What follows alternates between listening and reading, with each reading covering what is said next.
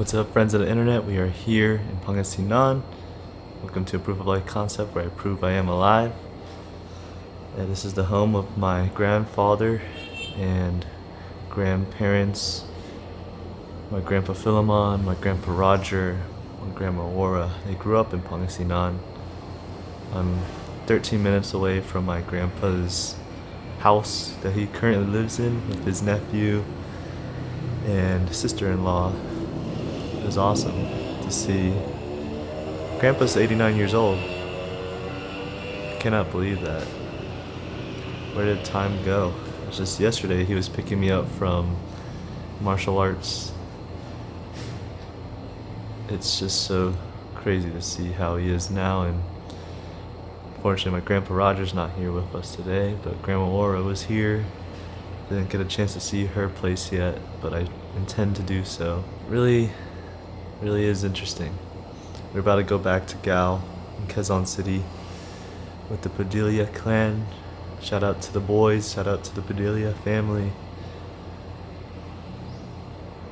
I love the Philippines, and it reminds me every day of the opportunities that I have that so many of my cousins, so many of my family would kill for, would die for.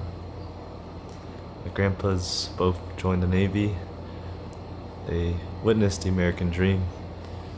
And I know in today's world, today's society, the American dream seems so far away. And there's many reasons for that. But I am a living dream. I am the dream of my grandparents, the dream of my grandfather, my grandmother. And I remind myself that each day, to not take this for granted. I have so much gratitude for this opportunity, this life I have, because they sacrifice so much. They work so hard. I witnessed my grandpa cry 2 days ago. My dad and my grandfather had a heart-to-heart. It was the second time I've witnessed my grandpa cry. The first time was at the airport about 2 years ago when he was leaving for the Philippines. When I dropped him off, we had coffee, and he told me many things. We had like a 30-minute conversation. This is the most I've talked to Grandpa in one sitting, I think. On a deep things in life, on deep topics. I asked him of his dreams, of his regrets, and we had very much a similar conversation 2 nights ago over wine. Kuya Marshall, or Uncle Tito Marshall, dropped Grandpa off, surprised us at the Airbnb we were staying at here, 13 minutes away from the house. We didn't even tell him the address. That was the funny part. He just came in unannounced, which was awesome. He's a police officer, or retired police officer. And my dad and Grandpa started drinking together. My grandma was here, of course, Grandma Cora. She's so silly. She was listening by the door. I know you, Grandma, you good crazy Grandma. She didn't want to see my grandpa's face, but she wanted to know what he was talking about. Chismis, Filipino culture. And it was beautiful to witness. It was really fun. But I want to talk to you guys, really to talk about dreams. Because dreams, you have to dream about these things before they can become true. You have to align your self-image with your dream. And I realize this each and every day. I have to remind myself each and every day of this, because you have to protect your self-image, your quality of thoughts, and how you view yourself. It really dictates the possibilities that you're able to pursue and obtain. To seize the opportunity, you need to have the scent for opportunity, and realize when to pursue, and realize when to reflect and pause and to decide. I've been reading the Bible for self-help, psycho-cybernetics, and it's been a game changer, at least, and a lot of good reminders of the importance of carving your self-image, because it is much like a self-fulfilling prophecy. I'm not sure if my grandpa had that in him, of witnessing the future and wanting more. I mean, that is the American dream. He seized. And much like my dad, he imagined himself a millionaire. He imagined himself successful, and that he would prove everyone wrong in his pursuit of more, in the pursuit for a better life, in the pursuit of meaning, perhaps.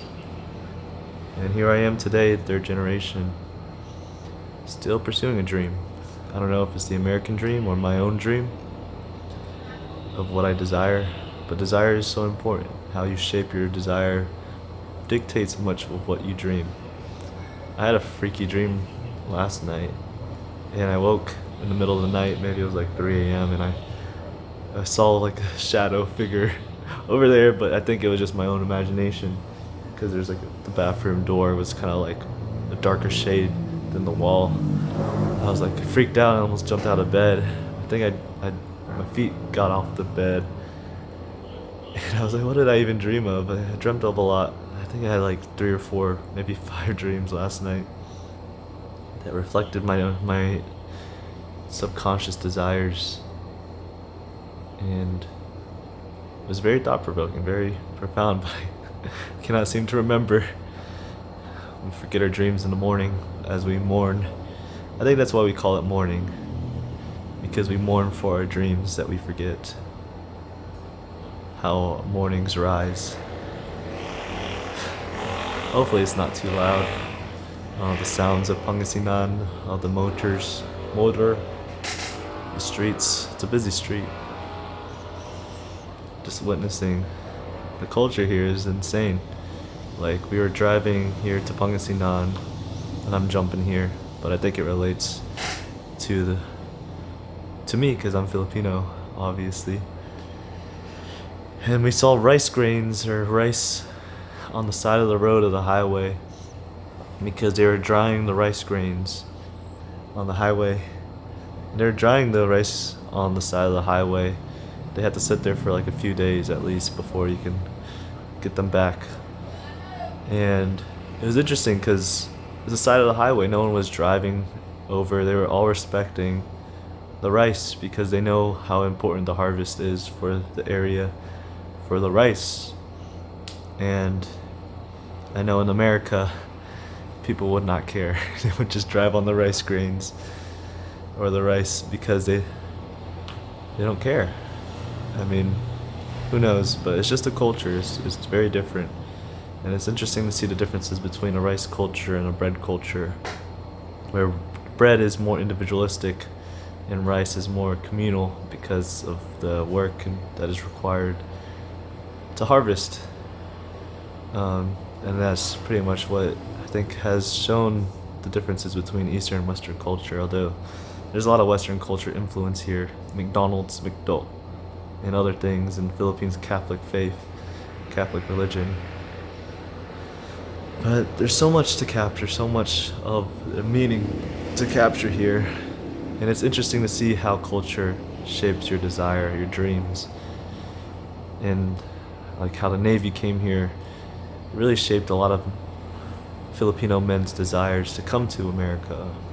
And thank God they did, because I wouldn't be the man, I wouldn't be the person I am today if my grandparents, I don't even know if I'd be here. I probably wouldn't be, I'd be a totally different person.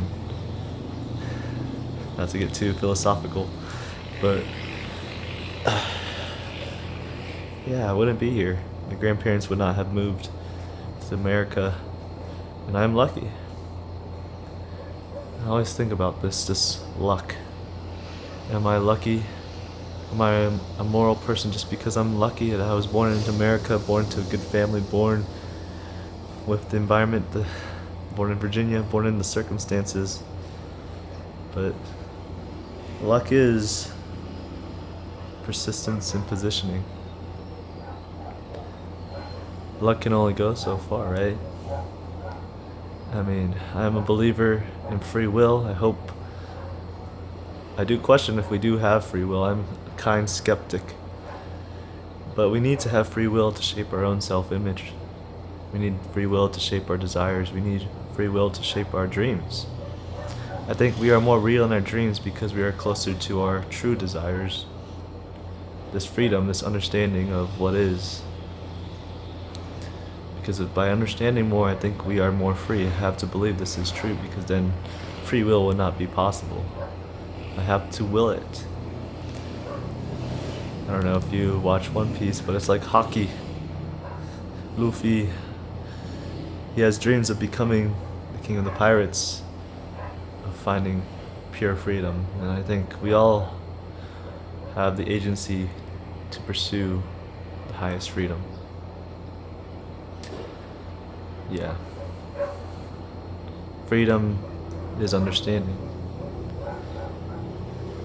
And now we're on the philosophical end of this video. I have 4 minutes left, so I'm going to try and keep it as practical as possible for you to live. Oh, live right here.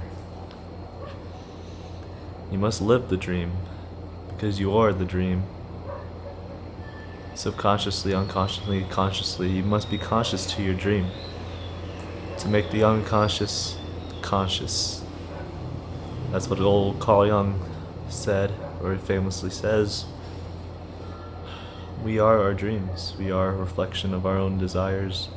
We are a mix of our conflicting desires. We are a mixed bag. We are not perfect. We fall into sin, temptation. We fall into primal desires. We fall into lust. We fall into many things. But what are we? What are we of this? Are we merely just our desires? I think we are more than just our desires. I think there's more to us. And that is what we call a soul. Maybe I am just a soulist. S-O-U-L-I-S-T, a believer in the soul. There are 3 sides to a story. Maybe there's 3 sides to our soul: the good, the bad, and the truth. Beauty and ugliness. We are capable of cruel, ugly, evil acts. Every individual is capable of evil, but we do not desire evil. We do not err willingly, as Socrates said. No one errs willingly, and that's the paradox. We walk. That is a contradiction. We walk. We do not desire for sin, but sin feels so pleasurable. The difference between eudaimonia, of flourishing, thriving, and euphoria, of more of a hedonic pleasure. Oh, but yeah, it's time to go soon. It's been a great experience here. Back in the Philippines, 3rd time. Seeing family, seeing my story, seeing my past, my ancestors. There's a street, Ochave Street. There's a lot of dark history in the Ochave name, but there's also a lot of good. I am a culmination of my ancestors, of all the family trees, of all that is. But 1 minute left. Love and appreciate you for staying to watch. It's cool to see my shadow in the mirror there.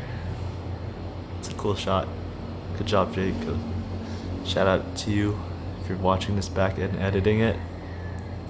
I might just post this raw because this was cool. Oh, cousins are outside. Maybe I'll get a clip of them. Just keep going, keep dreaming. Oh, I got it. Cool. This is what you've been writing in your journal. This is also very good. I don't know, it's too bright. Hold on. Ooh. Can you see? On love. The most important matter is love. And then Project Cora. This is what I wrote in my Filipino pen, 10 pesos from Unitop. Oh, the market was really cool to see. Maybe I'll put some clips at the end. Here, montage of Pangasinan. Saw 100 islands. It's really cool. Alright, well, it's flashing at me. It's about to cut me off soon. So I love you. Thank you for watching. Subscribe. Comment down below where you're from, where your family's from. Share some good stories of love and of family and of faith. That is how we express love, through the love of our family and to love of others. How you let love flow.